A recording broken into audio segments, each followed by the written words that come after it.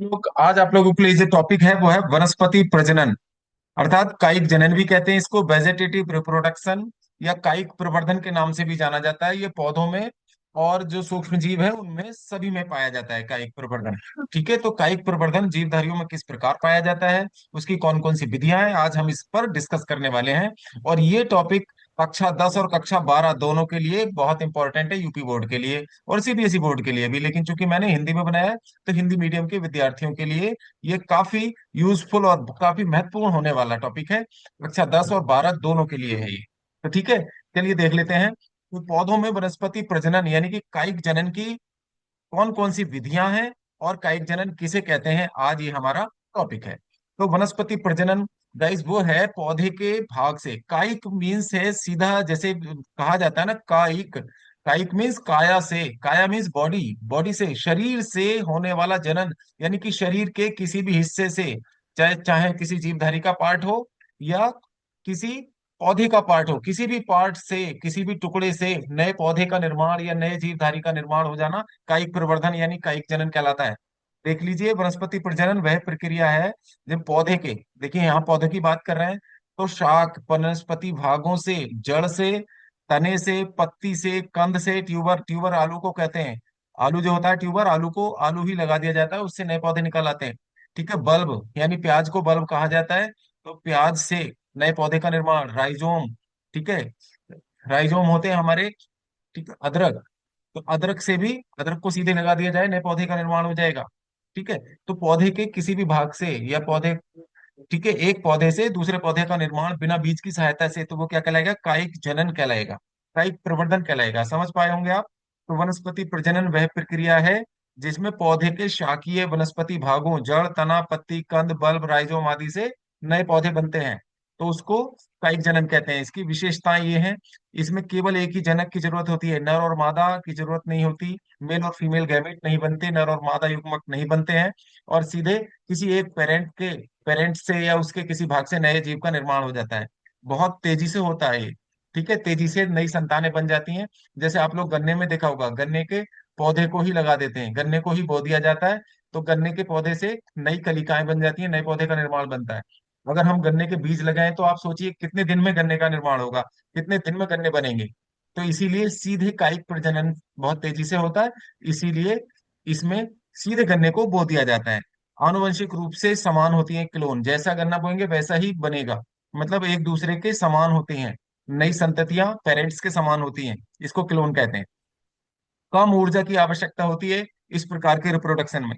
प्रतिकूल परिस्थितियों में जीव स्पोर बना लेते हैं, बहुत सारे जीव स्पोर बना लेंगे अपने शरीर के अंदर ही, बहुत सारे बीज जैसी संरचनाएं बना लेंगे, और ये प्रतिकूल परिस्थितियों में बनती हैं जब मौसम अनुकूल नहीं होता, और बनने के बाद ये स्पोर जो है धरती में या जमीन पर ऐसे ही पड़े रहते हैं, और अनुकूल परिस्थितियां आने पर जर्मिनेट होकर, अंकुरित होकर नए पौधे का निर्माण करते हैं। ठीक है, तो प्रतिकूल स्थितियों में स्पोर भी बना लेते हैं कुछ जीव। देखिए कुछ विधियां हैं कायिक प्रजनन की, जैसे बाइनरी फिशन, द्विविखंडन। इसमें जीव की कोई कोशिका दो बराबर भागों में बढ़ जाती है, जैसे आपको अमीबा का उदाहरण दिया गया है। अमीबा है, अमीबा का ये केंद्रक है, ये केंद्रक और जीव द्रव्य है दोनों बराबर बराबर भागों में बढ़ जाते हैं। ठीक है, बिना केंद्रक के बटे नए जीव का निर्माण नहीं होगा, ध्यान रखिएगा। तो केंद्रक भी दो भागों में बढ़ जाएगा, और इसका कोशिका द्रव्य भी दो भागों में बढ़ जाएगा ये, और यहाँ पर एक सेप्टा बन जाएगा, और सेप्टा बनने से, ठीक है, दो डॉटर सेल्स बन जाएंगी, और प्रत्येक डॉटर सेल एक नए अमीबा का निर्माण करेंगी। ठीक है, इसीलिए अमीबा को अमर प्राणी भी कहते हैं, इसके जितने टुकड़े कर देंगे लेकिन प्रत्येक टुकड़ा केंद्रक से मिलकर जाना, थोड़ा सा उसमें न्यूक्लियर पदार्थ भी जाना चाहिए, जेनेटिक मटेरियल जाएगा तभी नया अमीबा बनेगा। पेरेंट अमीबा से दो भागों में बटकर, ठीक है, नए दो डॉटर अमीबा बनते हैं, और प्रत्येक डॉटर अमीबा फिर नए अमीबा का निर्माण कर देता है। तो ये द्विविखंडन या बाइनरी फिशन कहलाती है। इसमें कोई जीव की कोशिका दो बराबर भागों में विभाजित हो जाती है और दो नए जीव इस प्रकार बन जाते हैं। अमीबा में, पैरामीशियम में, बैक्टीरिया में प्रक्रिया होती है। ठीक है, इसमें केंद्रक का विभाजन भी होता है, कोशिका द्रव्य का विभाजन भी साथ साथ होता है। समझ पाए होंगे आप। अब आते हैं खंडन, फ्रेगमेंटेशन। फ्रेगमेंटेशन विधि ये है गाइस, फ्रेगमेंटेशन में क्या होता है, जीव का शरीर कई टुकड़ों में विभाजित हो जाता है, और प्रत्येक टुकड़े से एक नया जीव बन जाता है। ये स्पाइरोगायरा नामक शैवाल में भी होता है, और प्लेनेरिया में दिखाया गया है। इसमें किसी भी जीवधारी के दो टुकड़े हो गए, और प्रत्येक टुकड़े से, फ्रैगमेंट से, जो डॉटर प्लेनेरिया बना, ये प्लेनेरिया हाइड्रा में दिखाया गया है गाइस, या प्लेनेरिया में भी होता है। ठीक है, तो प्लेनेरिया में दो, एक फ्रेगमेंट बना, और फ्रेगमेंट से जो डॉटर प्लेनेरिया बना, इससे नया प्लेनेरिया बन जाता है। ओके, तो स्पाइरोगायरा में भी इस प्रकार होता है। स्पाइरोगायरा कैसा होता है? सीढ़ी नुमा होता है, और फीते नुमा इसमें हरित लवक पाया जाता है। इसके भी अगर कई टुकड़े हो जाएं तो प्रत्येक टुकड़े से क्या बन जाएगा? नया स्पाइरोगायरा बन जाता है। ठीक है, तो इसको फ्रेगमेंटेशन कहते हैं, इस विधि को। अगली विधि है गाइस, कली विन्यास, यानी कि बडिंग, यानी कि कहीं पर कली का बनना। देखो उदाहरण, ईस्ट में हाइड्रा में, ईस्ट में और हाइड्रा में, हाइड्रा एक जीव है ये, ठीक है, संगनिडेरिया का प्राणी है, सिलेंट्रेटा का। इसमें इसके शरीर के भाग से, किसी भी भाग से एक उभार सा बनेगा, आउट ग्रोथ निकलेगी, और ये उभार क्या होगा? ठीक है, थोड़ा सा बड़ा होगा और शरीर से अलग हो जाएगा, शरीर से टूटकर अलग हो जाएगा ये। तो ये इस उपहार को क्या कहते हैं? कलिका कहते हैं, बड कहते हैं, मुकुलन। इस विधि को मुकुलन भी कहा जाता है गाइस। ठीक है, मुकुलन, एक उभार बन जाता है, और ये उभार वाला जो एरिया है इसको कहा जाता है बड, और ये बड टूटकर अलग हो जाती है, और एक नया पौधे का, वो नए जीव का निर्माण कर देती है, नया एनिमल बन जाता है। ठीक है, ईस्ट खमीर में भी इसी प्रकार होता है। खमीर में क्या होगा? ये जो कोशिकाएं है, इसका केंद्रक है, यहाँ पर क्या निकलेगा? एक उभार निकलेगा। ठीक है, और इस उभार में थोड़ा सा केंद्रकीय पदार्थ चला जाएगा, कुछ जीव द्रव्य, और ये उभार फिर, ठीक है, पेरेंट कोशिका से अलग हो जाएगा, और ये जो डॉटर कोशिका बनी, इससे नया ईस्ट बन जाएगा। तो ये खमीर में बन होता है ये वाला रिप्रोडक्शन। ठीक है, जिसको अंकुरण कहते हैं। कुछ देख लेते हैं, बीजाणु जनन, यानी स्पोर फॉर्मेशन। कुछ जीव जो है प्रतिकूल परिस्थितियों में, अभी बताया था, जब परिस्थितियां अनुकूल नहीं होती तो फ्लाई में, यानी कुछ शैवालों में, फर्न में, और फफूंद में। ठीक है, राइजोपस नामक फफूंद में, ये फफूंद वो है जो ब्रेड पर जम जाती है, आप लोगों ने देखा होगा। तो म्यूकर राइजोपस ये ब्रेड पर जम जाते हैं, बरसात के दिनों में अचार में आपने फफूंद देखी होगी, तो यही वही फफूंद है। तो वहां पर क्या करते हैं ये, प्रतिकूल परिस्थितियों में इसका जो माइसीलियम का जो ऊपर हिस्सा है, यानी कवक सूत्र का, हाइफी का, ये मुड़कर हो जाता है, फूलकर मोटा हो जाता है, और इसमें इसके जीव द्रव्य और केंद्रक के विभाजन द्वारा बहुत सारे छोटे छोटे स्पोर बन जाते हैं। इस संरचना को स्पोरेंजिया, ठीक है, स्पोरेंजिया कहते हैं। और ये स्पोरेंजिया फटकर क्या बनाती है? स्पोर बनाती है। ये क्या बनाएगी? स्पोर बनाएगी गाइस। ये स्पोर बन गए छोटे छोटे, और ये स्पोर फिर क्या करते हैं? जर्मिनेट हो जाते हैं, ये जर्मिनेट होकर अंकुरित हो जाएंगे, और फिर से नए माइसीलियम का निर्माण कर देते हैं अनुकूल परिस्थितियां आने पर। ये फफूंद में, काई में और फर्न में इस प्रकार का रिप्रोडक्शन पाया जाता है स्पोर बनने का। अब आता है, देखिए नेक्स्ट देख लेते हैं, वनस्पति प्रजनन। वनस्पति प्रजनन की कुछ विधियां हैं, इन पर डिस्कस कर लेते हैं गाइस। वेजिटेटिव प्रोपागेशन, है ना, इसमें जड़ से, तने से, पत्ती से नए पौधे बनाने की प्रक्रिया को हम वेजिटेटिव प्रोपगेशन प्रोपागेशन कहते हैं। देखिए पहला जैसे प्राकृतिक रूप से होता है, कंद, जैसे आलू है। आलू यहाँ देखेंगे, चलिए आलू में यहाँ बना देता हूँ। आलू में क्या होगा? यहाँ पर ये आपने देखा होगा, कुछ आंखें सी होती हैं ये, है ना, छेद छेद से होते हैं, तो ये आंखें नहीं होती, बल्कि यहाँ पर इसकी सोई हुई कलिकाएं होती हैं, यहीं से इन आंखों से, ठीक है, नए पौधे बन जाते हैं, और नए नई पत्तियां निकलती हैं, और नए पौधे का निर्माण होता है। तो ये आलू में होता है।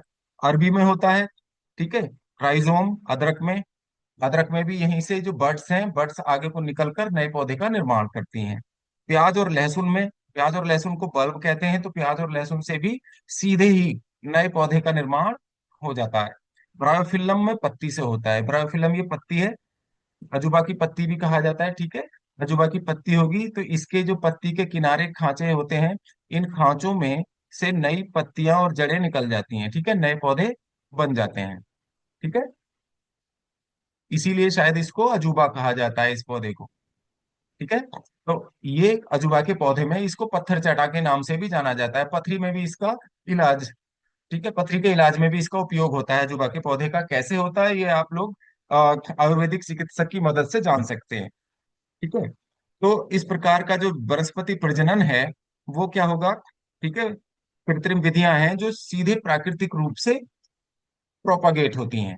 नेक्स्ट देख लेते हैं कृत्रिम प्रजनन। कृत्रिम प्रजनन में यह है कि जहां पर हम अपने हिसाब से, ठीक है, अपनी मर्जी से हम क्या कर रहे हैं? जनन कराते हैं, यहाँ पर जैसे कलम लगाकर। कलम सीधे गुलाब में, मनी प्लांट में लगाई जा सकती है।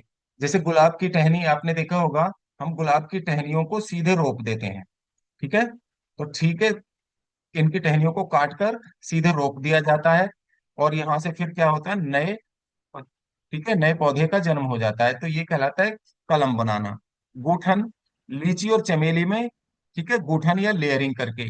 और कलमबंद ग्राफ्टिंग होती है आम और संतरे में, ये ग्राफ्टिंग होती है, ठीक है। ये दिखाया जा रहा है इस वाले पौधे में। नए ग्राफ्ट कैसे बनाते हैं, एक जड़ सहित गमले में लगा पौधा लिया जाता है, जैसे मान लीजिए आम का या संतरे का, उसको काट दिया जाता है यहाँ से। फिर उस पर एक दूसरी शाखा जिस पर अच्छे फ्रूट आ रहे होते हैं, उस शाखा को लाकर बिल्कुल कलम बनाकर ग्राफ्ट कर दी जाती है यहाँ पर, है ना, इसके साथ मिलाकर लगा दिया जाता है। और इसको, ठीक है, अच्छी तरह से वैक्स्ड या रैप्ड कर दिया जाता है, रैप कर देते हैं अच्छी तरह से। और इसको कुछ दिनों इंतजार करते हैं, तो नए पौधे का निर्माण हो जाता है, तो गमले में ही फ्रूट आने लगते हैं ग्राफ्टिंग द्वारा, ठीक है। तो ग्राफ्टिंग ऐसे की जाती है। पुनर्जनन, रीजनरेशन किस प्रकार होता है गाइस, कुछ जीव अपने कटे हुए भागों से, ठीक है, कटे हुए अंगों से पूरे जीव का निर्माण कर देते हैं। हाइड्रा में, प्लेनेरिया में और स्टारफिश में ऐसा होता है रीजनरेशन, ठीक है। अगर कोई टूटा हुआ भाग है, कोई जीव कई टुकड़ों में बट जाता है, ये जीवधारी है, हाइड्रा एनिमल है, तो प्रत्येक टुकड़ा क्या हो जाएगा, नए जीव में बदल जाता है, तो इसको कहा जाता है रीजनरेशन, ठीक है। टूटे हुए पार्ट से नए जीवधारी का निर्माण हो जाना, ये रीजनरेशन कहलाता है। तो गाइज यहाँ ये वेजिटेटिव, ठीक है, रिप्रोडक्शन या कायिक प्रजनन की विधियां जानवरों में, यानी एनिमल्स में और पौधों में किस प्रकार होती हैं, आज आप लोगों ने ये जाना। तो आज आप लोगों को ये कैसा लगा ये टॉपिक, कमेंट करके जरूर बताइएगा।